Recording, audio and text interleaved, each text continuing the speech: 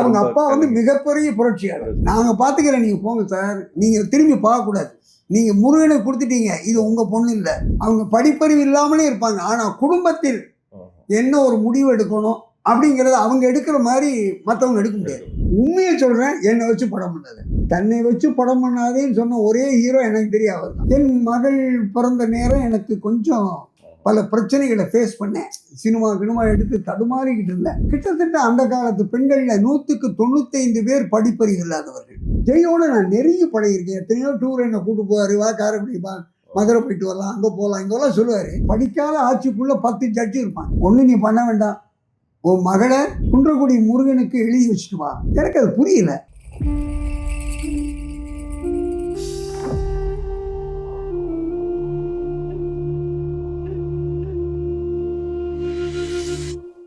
கலை உலகத்தை எடுத்துக்கிட்டீங்கன்னா எம்.கே. தியாகராஜ பாவதர் தான் அந்த காலத்தினுடைய முதல் ஹீரோ. வெள்ளி விழான்னு பார்த்தது அவர் தான். 3 ஆண்டு காலம்லாம் அவர் படங்கள் ஓடி. அந்த தியாகராஜ பாகவதரை முதலாக திரைக்கு கொண்டு வந்தவர் கிருஷ்ணா பிக்சர்ஸ் லேனா செட்டியார். அவர் வந்து லட்சுமணன் வந்து லேனாம்பான். அவர் எடுத்தது தான் எம்ஜிஆர் நடித்த மதுரை வீரர். அவர் எடுத்தது தான் எம்ஜிஆர் நடித்த ராஜா தேசிங். அவர் எடுத்தது தான் சிவாஜி பத்மினி நடித்த காவேரி. அவர் வீட்டில் 24 மணி நேரமும் விருந்து நடந்துக்கிட்டே இருக்குன்னு எனக்கு சொல்லுவாங்க. சாப்பாடு போட்ட முடியுமா இருப்பார். அவர் தான் ஆரிஜின். அதற்கு பிறகுதான் ஏவிஎம் எல்லாம் காரைக்குடியில தான் முதல்ல ஏவிஎம் ஸ்டுடியோ. இங்க இப்ப அப்புறம் தான் இங்க வந்தது. வெறும் கூரைக்கொட்டை தான். அதுல அவங்க எடுத்த படம் ஒரு நாள் ஃபயர் ஆகி போய் எரிஞ்சு போச்சு. ஆனா அந்த ஃபயர்ல நெகட்டிவ் எரிஞ்சிடாம எடிட்டர் ஒருத்தர் தூக்கி வெளியே போட்டார் ஏவிஎம் படத்தை. இல்லைன்னா நெகட்டிவ் போயிருக்கும். அதற்கு பிறகுதான் தேவகோட்டை ரஸ்தாவில் ஸ்டுடியோவை தூக்கி இங்க சென்னை கொண்டு வந்தார். ஸோ ஏவிஎம் படத்தை அவர் காரைக்குடியிலேருந்து படித்து காரைக்குடியிலேருந்து வந்தா, அவர் ஆரம்ப காலத்தில் கொப்படையம்மன் கோயில் சொன்ன பாருங்க, அந்த கோயிலுக்கு பக்கத்துல ஏவிஎன் சன்ஸ் அப்படின்னு இன்னைக்கு இருக்கு. அது வந்து ஆவிச்சி அவங்க அப்பா பேர், அதான் ஏவிஎம். ஏவிஎன் சன்ஸ் அவருடைய பிள்ளைங்களுக்காக ஒரு மளிகை கடை. அங்கே இருந்து தான் அவர் ஃபார்ம் ஆகி இங்க வந்து ஸ்டுடியோ இங்க பண்ணி கோடம்பாக்கத்துலேருந்து வந்து அப்புறம் தனிப்பட்ட தொடர்பு நல்ல உண்டு. அதாவது செட்டியார் வந்து என்ன 1979 அவர் மரணத்துக்கு முன்னால 2 தடவை என்னோட பேசியிருக்காரு. நான் அப்பதான் முளைக்கிறேன். ஸோ 72 73 அப்புறம் தான் என்னுடைய டிராவல். திடீர் ராத்திரி ஒரு 1:30 மணி இருக்கும், ஃபோன் பண்றாரு. அப்ப லேண்ட்லைன், இந்த மொபைல்லாம் கிடையாது. யாரோ யாருன்னு உடனே வீரப்பன் சொன்னார், இந்தப்பா செட்டியார் பேசுறப்பா. எனக்கு அவர் என்னோட பேசுனது இல்லையா, எந்த செட்டியார் பேசுறாரு, செட்டியார். அப்புறம் அப்பா உன் படம் பார்த்தப்பா, அந்த வாய்ஸ்ல தெரிஞ்சுக்கிட்டேன் செட்டியார் பேசுறாரு. சொல்லுங்க வணக்கம் நன்றின்னு. உன் மீனாட்சி உன் படம் பார்த்தப்பா, நீ குட்டி தேவராயிட்ட, உன் படம் ரொம்ப நல்லா போகும் அப்படின்னாரு. படம் பெரிய வெற்றி. அப்புறம் எதுக்கு குட்டி தேவர்னு சொன்னார் காரணம்? ஏன்னா அது மிருகத்தை வச்சு எடுத்தது. அதாவது ஆட்டுக்காரால மேல ஓடின உடனே அதே டீமை வச்சு சிரிப்பிரியா வச்சு மீனாட்சி குங்குமம் எடுக்கிறேன், அதுல ஆடு இதுல குரங்கு, நீ குட்டி தேவராயிட்டாரு. அப்புறம் என்னுடைய அன்பே சங்கீதா பார்க்கணும்னு ஆசைப்படுறாரு. ரொம்ப டென்ஷன். இளையராஜா இன்னும் ரீரெக்கார்டிங் முடிக்கல, 12 ரீல் முடிச்சாச்சு, கிளைமேக்ஸ் எடுக்கல. அவர்கிட்ட ஒரு ஆள் எனக்கு ஸ்டுடியோவில் வந்து சொல்றாங்க, அப்பா செட்டியார் உன் படத்தை இன்னைக்கு பார்க்கணுன்னாங்கப்பா. இல்லை ரீரெக்கார்டிங்க முடியலண்ணே எப்படின்னப்பா, அதெல்லாம் தெரியாதுப்பா சொல்ல சொன்னார்ப்பா. எனக்கு ஒன்றும் புரியல, எதுக்கு இவ்வளோ அவசரப்படுறாரு செட்டியார் அப்படின்னோன்னா இளையராஜா அதை கேட்டுக்கிட்டார். சொன்னார் என்னன்னாரு, ஒன்றும் இல்லை இன்னைக்கு பார்க்கணுங்கிறாரு. ராஜா காலையில் 11 மணி, சாயந்தரம் 7 8 மணி அல்ல 9 மணிக்கு பார்க்குறாருன்னு. இப்போ இன்னும் 8 மணி நேரத்துக்குள்ளே என்ன பண்ண முடியும் ராஜா, உங்களுக்கு என்ன மற்ற ரீல்லாம் ரெடியா, இல்லை 2 ரீல் தானே, இது ஒன்றும் பெரிய டைலாக் இல்லையே, நான் இன்னைக்கு முடிச்சு கொடுத்தாரேன், 5 மணியோட நான் முடிச்சாரேன். உடனே ஸ்ட்ரைட் பிரிண்ட் போட்டு அந்த 14 ரீல் ஓடுற போது இந்த 2 ரீலை கொண்டு போய் கொடுத்துரு, செட்டியார் பார்க்கணுங்கிறாரு, எதுக்கு மிஸ் பண்ணுறீங்க அப்படின்னு இளையராஜா உடனே அந்த 2 மணி நேரம் 3 மணி நேரத்துக்குள்ள ரீரெக்கார்டிங்லாம் முடிச்சு கொடுத்துட்டாரு. கொண்டு போய் ரீல்ஸ் இறக்குறேன். போலீஸில் என்ன நாட்டால் விடுந்தான். ஏன் நான் தான் ப்ரொடியூசர், நான் தான் டைரக்டரு சார், ஒன்லி ரீலை மட்டும் வச்சுட்டு நீங்கள் போய்கிட்டே இருக்கணும், இங்கே யாரும் நாட்டால். எதனால அன்னைக்கு ஒரு மிகப்பெரிய ஸ்டுடியோவில் ஒரு கலாட்டா நடந்துச்சு. குடும்பத்துக்குள்ள ஒரு பிரச்சனை. போலீஸ் ப்ரொடெக்ஷன் கண்ட்ரோலில் ஸ்டுடியோ வந்தாச்சு. வச்சுட்டு போங்கிறான். இல்லையா செட்டியார் சார், செட்டியாருடைய இதான் சார் இது, யார் வந்தாலும் உள்ள எல்லாம் செக்அப் பண்ணி உள்ளே விடுக்கிறாங்க, அதனால டிக்கெல்லாம் ஓப்பன் பண்ணி உள்ளே போய் சொல்கிறாங்க. சரி இந்த ப்ராப்ளத்தில் நம்ம ஒன்றும் பேசாமல் கொண்டு எரியில் வச்சுட்டு வந்துட்டேன். அடுத்த நாள் காலையில் 9 மணிக்கு எனக்கு ஃபோன் வருது. அப்போ உன்னை செட்டியார் 11 மணிக்கு ரூமுக்கு வர சொன்னார்ப்பா. ரொம்ப சந்தோஷமாக போகிறேன். நம்ம படத்தை குட்டி தேவர்னாரு, இந்த படத்தை என்ன ரிலீஸுக்கு ஏதாவது ஹெல்ப் பண்ணுவார். இன்னொன்று ஏவிஎம் ரிலீஸ்லாம் நமக்கு பெருமை தானேன்ட்டு போய் உட்கார்றேன். அப்போ படம் பார்த்தப்பா, you are then Bimal Roy movie, உனக்கு do you know who is Bimal Roy அப்படின்னு என்ன கேட்குறாரு. தெரியும், தோபிகா ஜமீன், மதுமதி, பெரிய டேரக்டர். நான் அந்த ஆமாப்பா நீ அவர் மாதிரி பண்ணியிருக்க, படம் ரொம்ப நல்லா இருக்கு, ஆனால் படம் ஓடாது. இவ்வளவு பில்டப் பண்ணிட்டு தபா தூக்கி கீழே போட்டார். ஏன்னா படம் ஓடாதுங்கிறாரு, எதனால என்ன? அது யாருப்பா அந்த ஹீரோயின் யாரு? ராதிகாவா? என்ன படம் பண்ணு? இப்பதான் 2 படம் பண்ணியிருக்கு. நம்ம எம்ஆர் ராதாவுடைய டாக்டர்னு. ஓ, ராதாவை பொண்ணாது நல்லா பண்ணியிருக்காப்பா. அப்புறம் அந்த பொண்ணு இவ்வளவு சின்ன பொண்ணா இருக்கா, 2 எருமாட்டு பேரை போட்டு படத்தை எடுத்துக்கிட்டியே, இந்த படம் ஓடாதுப்பா. நீங்க அந்த ரோலுக்கு சரியா நீ தப்பு, மிஸ்காஸ்டிங். உன் படம் மிகப்பெரிய ஃப்ளாப் ஆகிடும், ரிலீஸ் பண்ணாத. Kindly don't burn your fingers through your ரிலீஸ்னார். என்னன்னா முத படத்தை குட்டி தேவர்னாரு, இந்த படத்தை இப்படி சொல்றாரு. சரி, இவர் பண்ணலைன்னா என்னன்னா ரிலீஸ் பண்ணேன். உண்மை என்னன்னா அதுக்கப்புறம் 3.5 வருஷம் நான் தெருவுலா விஜய் மாதிரி அலைய வச்சிருக்கேன். அருமையான பாட்டு, எல்லாம் இளையராஜா கிட்ட பாக்குறவெல்லாம் சொல்லுவாரு, இப்படி அருமையான பாட்டை தப்பான ஆளை போட்டு பண்ணிட்டீங்களே. பாலி சின்ன புறா ஒன்றெல்லாம் அதுலதான் பாலி சொல்லுவாரு, வை கரைபிடி என்னையா இவ்வளவு செலவழிச்சு என்னையா பண்ணிட்ட அப்படிலாம். அந்த அளவுக்கு அந்த படம் என்ன உடம்பு செட்டியார் காஷன் கொடுத்தாரு உங்களுக்கு. ஆமா, அது அவர் தான் சொன்னாரு, இது ஓடாது, விரலை சுட்டுக்காதீங்கன்னாரு. அதுக்கப்புறம் நான் சுட்டுக்கிட்டேன். அதுக்கப்புறம் நம்ம எந்திரிச்சோம், அதெல்லாம் வேற.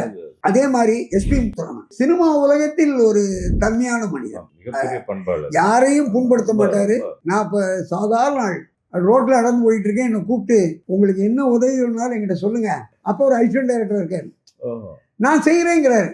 அவர் யாரு எனக்கு தெரியாது, நான் யாரு நமக்கு தெரியும். ஆனா ஒரே ஊர், சமதர்ம இல்லம் புதுக்கோட்டையில போனா அவங்க வீடு அவ்வளவு ஃபேமஸ். அவங்க அப்பா மிகப்பெரிய புரட்சியாளர். அதனால முத்துராமனுடைய குணமே, யாரை பார்த்தாலும் ஏதாவது ஹெல்ப் பண்ணா சொல்லுங்க பாரு, எனக்கு சொல்லுங்க என்ன. சரின்னு என்ன. அப்புறம் திடீர்னு ஒரு நாள் எனக்கு ஃபோன் போட்டு, சரவணன் சார் உங்களை பார்க்க சொன்னாரு, நான் டைரக்ட் பண்றேன், நீங்க அவரை போய் பாருங்க அப்படின்னு சொன்னாரு. சரி, சரவணன் சார் போய் ரூம்ல பார்த்தேன். இல்ல சரவணன் சார் என் பூஜைக்கெல்லாம் வந்திருக்காரு. என்ன சரவணன் சார்ட்ட அறிமுகம் பண்ணது யாருன்னா அசோகன் கொண்டு போய் அவர் ரூம்ல காரைக்குடி நாராயணன் அவர் படம்லாம் நான் ஆக்ட் பண்றேன் அப்படின்னு சரவணன் சார்ட்ட அறிமுகம் பண்ணி இன்விடேஷனை கொடுத்து சரவணன் சார் பூஜைக்கு வந்தார். அதுலேருந்து சரவணன் சாரோட எனக்கு நேரடி தொடர்பு. ஒரு சீரியல் பண்றீங்களா அப்படின்னு என்னை கேட்டார். பண்ணலாம் சார் அப்படின்னு ஒரு புக்கை கொடுத்தாங்க. முத்துராமன் சிவசங்கரியுடைய நெருஞ்சி முள் அப்படின்னு ஒரு நாவல், இதை பண்ணுங்க, யாரு போட்டா நல்லா இருக்கும் படிச்சு பார்த்து சொல்லுங்கன்னாரு. முத்துராமன் கேட்டேன், இல்லை நீங்க உங்க அபிப்பிராயத்தை முதல்ல சொல்லுங்க. நான் சொன்னேன் ஜெய்சங்கர் கரெக்டா இருக்கும். ஜெய்சங்கர் சீரியல் பண்ணுவாரா அப்படின்னு நான் சொன்னேன். கேஆர் விஜயா பண்ணுவாங்களான்னு கேட்டீங்கல்ல, நான் பண்ண வச்சேனா இல்லையா? இது அதுக்கு முன்னாடி. ஆமா, கேஆர் விஜயா இது ஒரே பேரல் ட்ராக். ஜெய்சங்கர்கிட்ட போனேன், நான் ஜெயின் தான் அவர் காரைக்குடிப்பாரு, அவர் ரொம்ப ஃப்ரெண்ட்லியா இருப்பார். ஜெய் நீங்க எனக்கு ஒரு சீரியல் பண்ணுங்க என்னன்னு இதை சொன்னேன். கரவடி நான் ஹீரோவா நடிச்சுக்கிட்டு இருந்தேன், என்னை கொண்டு போய் சரவணன் தான் வில்லனா மாத்தி ரஜினியோட வில்லனா நடிச்சு நீ வில்லனாவான்னு சொல்லி சும்மா ட்ராக்கை மாத்தி விட்டீங்க. இப்ப மறுபடியும் சீரியலுக்கு இல்லையா, ஹீரோவை வில்லனாக்கி வில்லனை போய் சீரியலுக்கு சும்மா எனக்காக பண்ணுங்க ஜெய், எனக்காக நீங்க ஒரு படம் கூட நீங்க நான் பண்ணதில்லை. ஏன்னா அவன் ஜெயிட்ட நான் ரொம்ப ஆச்சரியப்பட்டது, என் முதல் படத்துக்கு போய் நீங்க பண்ணுங்க ஜெயின்னு சொல்றேன். அவர் சொன்னாரு, கரைக்குடி படம் நல்லா வரும்னு நினைக்கிறியா வேண்டாம் நினைக்கிறியா என்ன கேட்குறாரு. நல்லா வரணும், அதுக்கு தானே வரும். உன் ட்ராமா நான் பார்த்துட்டேன், அந்த ட்ராமாவை நீ என்ன போட்டு படம் எடுத்தீங்கன்னா உன் வாழ்க்கை போயிடும். என்ன ஜெய் வராதுமா, நான் ஒரு என்டர்டெயின்மெண்ட் ஹீரோ, 2 ஃபைட் பண்ணுவேன், 2 பாட்டு பாடுவேன், ஜாலியாக வீட்டுக்கு போயிடுவேன். நீ ஒரு அருமையான ஃபேமிலி ஸ்டோரியை வச்சுக்கிட்டு என்ன போய் பண்ணுங்கிற, என்னை வச்சு பண்ணாத. நீ எப்பாவது என்னுடைய இஷ்டத்துக்கு ஒரு கதை எடுத்துடுவா, நீ எனக்கு காசே தர வேண்டாம் ஜெய், நீ வான்னா நான் வருவேன். உண்மையை சொல்கிறேன், என்னை வச்சு படம் பண்ணாத. தன்னை வச்சு படம் பண்ணாதேன்னு சொன்ன ஒரே ஹீரோ எனக்கு தெரியும், அவர் தான். பண்ணாதேன்னாரு. சரி யாரை பண்ணுறேன், உன் முத்துராமன் பழக்கம் தானே என்ன கேட்டார். ஆமா என் 4 படம். அப்புறம் என்ன உனக்கே தெரியும்ல, இல்லை உனக்கு ஏதாவது டெலிகேசி இருக்குன்னா என்கிட்ட சொல்லு, நான் முத்துராமன் பேசி நடிக்க இல்லை இல்லை. அப்புறம் முத்துராமன் நடிச்சார். அப்போ நான் ஜெயிட்ட ஒரு வார்த்தை சொன்னேன், ஜெய் நீங்கள் உள்ளபடியே நான் நல்லா இருக்கும்னு நினச்சி முத்துராமனை ஃபிக்ஸ் பண்ணி இந்த படம் எனக்கு சரியாக வர்றதுன்னு உண்மையாக இருந்தா பூஜைக்கு வர்றீங்க. இல்லை இவன் எங்கே படம் எடுக்க போகிறான், இவன் எங்கே பணம் தர போகிறான்னு நினச்சி நீ வெட்டி விட்டுருந்தீங்கன்னா பூஜைக்கு வர வேண்டாம். நீங்கள் வந்தால் என் மேலே நீங்கள் மரியாதை வச்சுருக்கீங்க, முடிவு எடுப்பேன். வரலையா நம்மளை வெட்டி விட்டாரு முடிவு. வர்றம்மா போம்மா கரெக்டாக வந்து ஏய் காரைக்குடி நீ கேட்டா பாரு நான் வந்துட்டேன். எல்லாரையும் கூப்பிட்டாரு. காரைக்குடி சந்தேகப்பட்டாரு, பணத்துக்காக நான் இந்த படம் நல்லா வரும்னா காரைக்குடி என்னை வச்சா பண்ண முடியாது, முத்துராமன் தான் கரெக்ட் அப்படிங்கிற அளவுக்கு ஒரு ஜெய்சங்கர் ஒரு ரொம்ப விசாலமான மனது உள்ளவர்.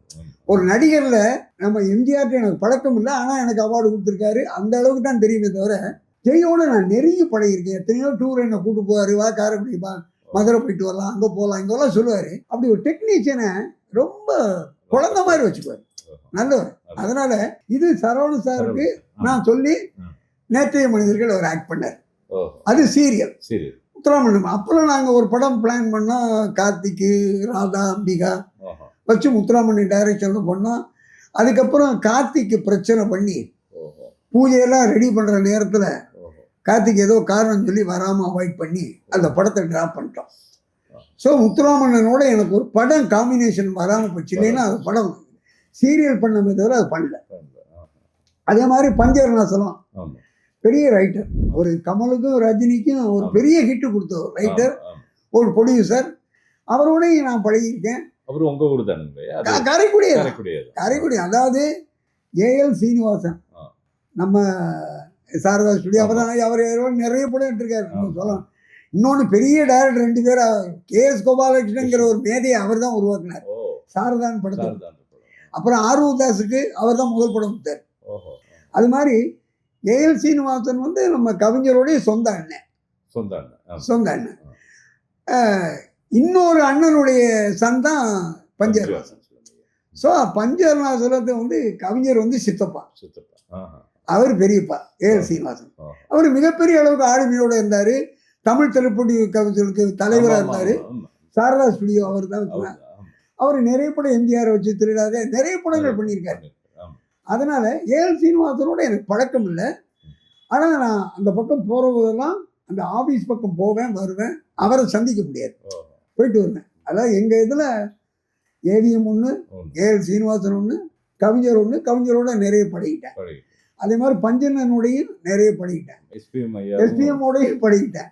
ஸோ காரைக்குடியிலேருந்து அதே மாதிரி காரைக்குடியில் தேவராஜ் மோகன தேவராஜ்,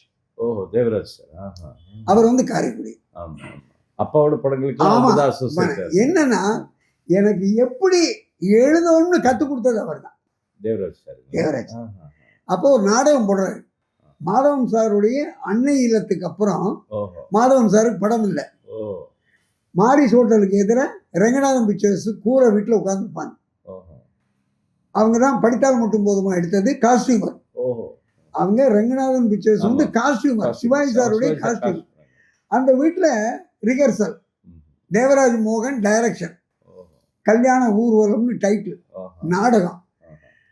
அப்போ நான் அவர்கிட்ட போய் எனக்கு வேலை கொடுங்கன்னு, நாங்களே வேலையெல்லாம் உட்காந்துருக்கோம், உனக்கு என்ன வேலை, ஏதாவது கொடு, சரி இதை காப்பி எடு அப்படின்னு. காப்பி எடுக்கிறது எப்படி, கார்பன் பேப்பர் வச்சு, இப்போ மாதிரி கம்ப்யூட்டர்லாம் கிடையாது, உள்ள கார்பன் பேப்பர் வச்சு 3 காப்பி எடுப்பேன், அழகாக எழுத்து பெருசாக எழுதுவேன். எனக்கு முதல் வேலை சாப்பாடு போட்டது தேவராஜ் தான். என்னை கூட்டி கொண்டு போய் அந்த தேனாம்பேட்டை சிக்னல் கிட்ட ஒரு ஒன்று கொடுத்தன வீடு, அங்கே கூட்டு போய் சொன்னார், நாங்களே படம் இல்லாமல் டைரக்டரோட தடுமாறிக்கிட்டு இருக்கோம், மாதவன் சாருக்கும் எனக்கும் படம் இல்லை, நாங்கள் அவர் கூட இருக்கோம், நான் படம் இல்லாமல் உனக்கு நான் என்ன பண்ண முடியும், இந்த நாடகம் நடக்கிறோது வா ஏதாவது பாரு அப்படின்னு சொன்னார். ஆனால் ஒரு நாடகம் இன்னைக்கு 32 நாடகம் எழுதியிருக்கேன். இதுக்கு அஸ்திவாரம் என்னன்னா நம்ம தேவராஜ் மோகனுடைய கல்யாண ஊர்வலம் தான். அவர் தான் எப்படி எழுதுறது, என்ன பண்ணுறதுன்னு, எப்படி நடிக்கிறது, அப்படியே ரொம்ப தத்துரூபமாக நடத்தி காட்டுவார். மாதவன் சார் உட்காந்து வேடிக்கை வைப்பார், இதெல்லாம் நான் பார்த்துருக்கேன். அவர் காரைக்குடி தான். அதுக்கப்புறம் நம்ம பாலச்சந்தர்கிட்ட இருந்த வசந்த், கரடி கண்மணி எல்லாம் பண்ணாரு. பாலச்சந்தருக்கு ரைட் ஹேண்டா இருந்தார். நான் பார்த்தா இப்போ தான் நீங்களாம் இப்போ வந்துட்டீங்க பாரு, வீட்டுக்கு வருவார், நல்லா இன்டர்வியூ பண்ணி ப்ரெஸ்ல கொடுப்பாரு. பாலச்சந்தருக்கு ரைட் ஹேண்டா இருந்தார். நல்ல அருமையான படங்கள் பண்ணார், நல்ல சிந்தனையாளர். என்னை பார்த்தா எப்போ வேணாலும் பேசுவார், சிரிப்பார், போவார். ஸோ காரைக்குடியில் திரையுலகத்தில் பிரபலமாக இருந்ததுல முக்கியமானவர்கள் இவர்கள். இப்போ தமிழ், தெய்வீகம், கல்வி, கொடை எல்லாத்த பற்றியும் நீங்கள் இப்போ பேசிட்டீங்க. பட் இதுக்கெல்லாம் அவர்கள் செய்வதற்கு அனுமதி அளித்த அந்த பெண்கள், அவர்களை பற்றி என்ன ஒரு குறிப்பு? அதாவது எங்கள் இதில் வந்து பெண்களே ஆட்சிமார்கள்னு சொல்கிறது. ஆட்சி அப்படின்னு கவிஞர் வந்து ஒரு காவியம் எழுதியிருக்கார். ஆண்கள் எவ்வளவு தூரம் தனிப்பட்ட முறையில் அயல்நாட்டில் இருந்தாலும் அங்கே பெண்கள் வந்து அந்த ஆண்களுக்காகவே வாழ்ந்தார்கள். ஒரு 3 ஆண்டு காலம் 2 ஆண்டு காலம் கொண்டு விற்க போகிறதுன்னு ரொம்ப சாதாரணமாக சொல்லுவாங்க. கொண்டு விற்க போகுது. போய் வியாபாரம் இங்கே போயிட்டு அதை வந்து ரொம்ப கல்விக்கெல்லாம் கொண்டு வைக்க போயிருக்காங்க, அயல்நாடு போயிருக்காங்கன்னு சொல்ல மாட்டாங்க. கிட்டத்தட்ட அந்த காலத்து பெண்களில் 100க்கு 95 பேர் படிப்பறிவு இல்லாதவர்கள். இப்போ எங்கள் அம்மாவெல்லாம் ஜானகின்னு கையெழுத்து போடுறது இங்கே போட்டாங்கன்னா அந்த சோபாவுக்கு முடியும். அவ்வளவு பெருசாக போட்டால் தான் போட வரும், இப்படி போட வராது. அதுக்கு என்ன காரணம்? படிப்பறிவு எல்லாம். அதாவது பெண்களை வந்து வயதுக்கு வந்த உடனே குடும்பம் தான் அவங்களுடைய வாழ்க்கை, அதுக்கப்புறம் படிப்பு வேண்டாம், குடும்பத்தை நடத்தி பாதுகாப்பாக வச்சுக்க அப்படிங்கிறது அந்த காலத்தில் அப்படி ஒரு பண்பாடை பழகி வச்சுட்டாங்க. பெண்கள் படிக்க போனதெல்லாம் கிட்டத்தட்ட 1960க்கு மேலே தான். அதுக்குள்ளேலாம் பெண்கள் வந்து செட்டிநாட்டில் நம்ம செட்டியார் சொல்லிட்டா சரி, அதுக்கு கட்டுப்பட்டுருவாங்க. அதே மாதிரி ஒரு பெரிய பிரச்சனை ஏதாவது வந்துருச்சுன்னா அந்த நகரத்தார்கள் சொல்ல போகிற செட்டியார்கள் என்ன சொல்லுவாங்கன்னா, அப்போ ஆட்சி ஒரு வார்த்தை கேட்டுங்கப்பா, அதுக்கு மேலே ஒரு ஜட்ஜி அங்கே இருக்காங்கப்பா, அவங்க படிப்பறிவு இல்லாமலே இருப்பாங்க, ஆனால் குடும்பத்தில் என்ன ஒரு முடிவு எடுக்கணும் அப்படிங்கிறத அவங்க எடுக்கிற மாதிரி மற்றவங்க எடுக்க முடியாது, படித்தவர்களால் எடுக்க முடியாது. அவ்வளோ கரெக்டாக. அதாவது ஒரு ஒரு படிக்காத ஆட்சிக்குள்ளே 10 ஜட்ஜி இருப்பாங்க. அது கரெக்டாக இல்லை, இது சரியாக வராது, அதை பண்ணு இதை பண்ணு, சரி வராது. இப்போ ஒன்றுனா, இப்போ என் மகள் பிறந்திருந்த போது என் தாயாருடைய சின்ன தாயார் பொதுவாக அங்கே வந்து விதவைகளை வந்து கணவன் இறந்து விதவி ஆகிட்டா வெள்ளை புடவை தான் கட்டுவாங்க. அதுக்கு ஒரு அடையாளமே என்ன சொல்லுவாங்கன்னா, வெள்ளைச்சேலைக்காராட்சி வந்துட்டாங்களாம்பாங்க. அடையாளமே அந்த வெள்ளைச்சேலை. ஒரு சாதாரண சேலை கூட கட்ட மாட்டாங்க, அந்த சேலை தான். அவங்க வெள்ளச்சேலைக்காராட்சி வந்துட்டாங்களா அப்படிங்கிறாங்க. என்னுடைய தாயாருக்கு சிறிய தாயார், அவங்களுக்கு வயசு அப்போ 80 இருக்குன்னு வச்சுக்கலேன். என் மகள் பிறந்த நேரம் எனக்கு கொஞ்சம் பல பிரச்சனைகளை ஃபேஸ் பண்ணேன். சினிமா எடுத்து தடுமாறிக்கிட்டு இருந்தேன். அப்போ ப்ரொடியூஸ் பண்ணிட்டேங்க? ஆமாம், ப்ரொடியூஸ் பண்ணிட்டேன் என் மகள் பிறந்தபோது. அப்போ என் தாயாரால் அவங்க சொன்னாங்க, ஏப்பா எதுக்கும் போய் சின்ன ஆயா ஒரு பார்வை பார்த்துட்டு போ. சின்ன ஆயாங்கிறது சின்ன பாட்டி, அதாவது அவங்க தாயாருக்கு தங்கி. அது போய் பார்த்துட்டு வைப்பா. போனேன். அவங்க குன்றக்குடி முருகன்ட்ட அவ்வளவு உயிர். வெள்ளை சேலை தான் கட்டியிருப்பாங்க, உள்ள ஜாக்கெட்லாம் போட்டிருக்க மாட்டாங்க, அந்த சாரியே முழுக்க ஊற்றிப்பாங்க. அதை நம்ம பாரதி ராஜா படங்கள்லாம் நீங்கள் நிறைய அதை தான் அடாப்ட் பண்ணார். அப்படி நான் போய் ஒன்றே பிரச்சனையாக இருக்குது, என்ன பண்ணுறேன்னு தெரியல. அப்போ ஒரே வார்த்தை சொன்னாங்க, ஒன்று நீ பண்ண வேண்டாம், உன் மகளை குன்றக்குடி முருகனுக்கு எழுதி வச்சுட்டு வா. எனக்கு அது புரியல. அது என்ன குன்றக்குடி முருகனுக்குன்னா என்ன எழுதுறதுன்னுட்டேன். ஒன்றும் வேண்டாப்பா, நீ உன் மகளை கூட்டிகிட்டு போ, அங்கே போ, அங்கே இருப்பார், அங்கே குறுக்கிட்ட இந்த மாதிரி இந்த பொண்ணை முருகனுக்கு எழுதி வைக்கவும் சொல்லு, அவங்க எல்லாம் பண்ணிவிடுவாங்க. என்னென்ன வேணுமோ அவங்க கேட்பாங்க, வாங்கி கொண்டு போய் கொடுங்க. அது இவ்வளோ படி ஏறி போயிட்டேன். அவர் எல்லாம் சொன்னார், ஆமாம்மா நான் சொன்னேன் இந்த மாதிரி என்னுடைய பாட்டி சொன்னாங்க, இதை என்ன பண்ணல சார், இதெல்லாம் பண்ணணும் அது பண்ணணும். அந்த பொண்ணை குளிச்சுட்டு புது ட்ரெஸ்லாம் அதுவும் அந்த ஃபார்மாலிட்டிலாம் சொன்னார். கூட்டிகிட்டு போனேன். போய் வச்சுட்டு அவர் சொன்னார், நான் பூஜையெல்லாம் பண்ணிட்டேன், நீங்கள் பூஜை முடித்து உங்கள் பொண்ணை நீங்களும் உங்கள் மனைவியும் திரும்பி பார்க்கக்கூடாது, நீ கீழே அடிவாரத்துக்கு போய்டும், நாங்கள் கொண்டாந்து விடுவோம். அப்படின்னா என் பொண்ணு சின்ன பொண்ணு எங்களுக்கு திரும்ப விட மாட்டேங்கிறேன், பின்னாலும் சட்டையை பிடிக்கிறேன். நாங்கள் பார்த்துக்கிறேன், நீங்கள் போங்க சார், நீங்கள் திரும்பி பார்க்கக்கூடாது, நீங்கள் முருகனை கொடுத்துட்டீங்க, இது உங்கள் பொண்ணு இல்லை.